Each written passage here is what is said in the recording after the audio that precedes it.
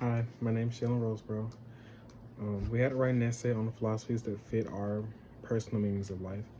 I wanted to choose philosophers that stuck with my ideals. I felt like Russell and Schopenhauer really had a lot of quotes that were similar to mine. I had ideas that were similar to mine. So, this is my essay. The Roseborough School of Philosophy. The key to a good, successful, and meaningful life that is worth living is a life that is lived through a good state of mind, which is compassion and living life without regret. These key values can differ in opinions in a human society and what compassion and regret look like.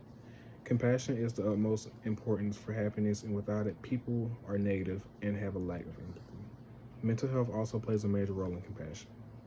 I want a life where I'm happy with the career I chose, one where I look and don't regret majoring in architecture or something else.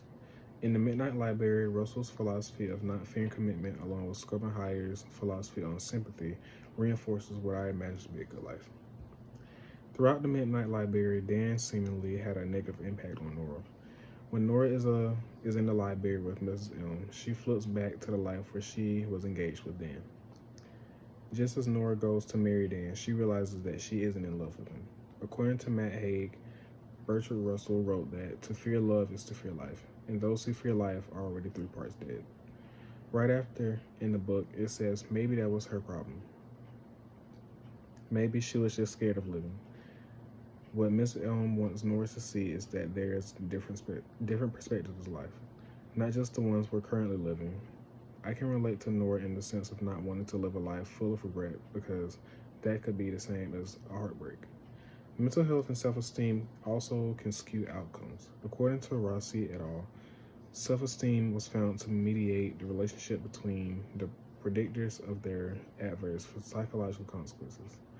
This suggests that self-esteem played a buffering role, migrating the negative impact of traumatic experiences on mental health outcomes.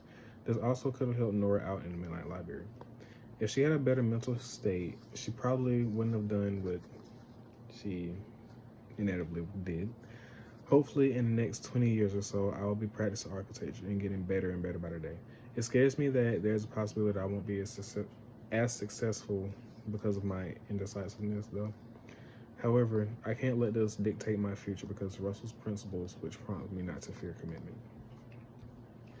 Nora is in the life where she works in the animal hospital.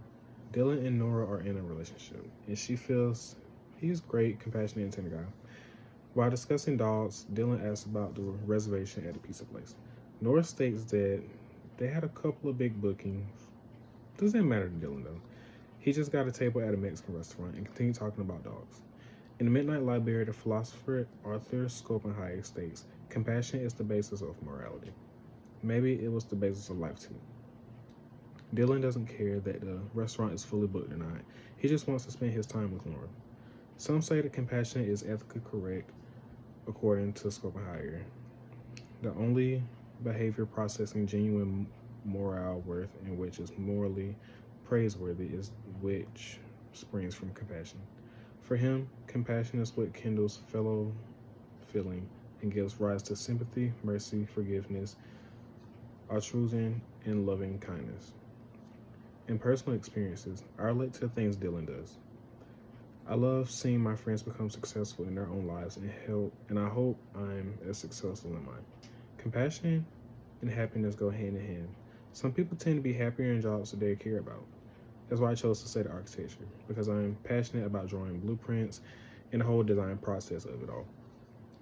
Schopenhauer's beliefs prompt me to live life with sympathy and compassion. To sum it all up, Russell's and Schopenhauer's philosophies highly impact the development of a good life. Compassion, regret, and mental health are closely related, and I can relate to Nora by not wanting to regret the life she's living. In the end, I realized that life is going to be just fine the way it is.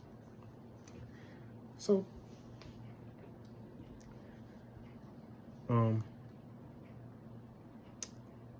I hope that whoever listens to this learned that life doesn't have to be all strict and rigid, that people just have fun and be compassionate.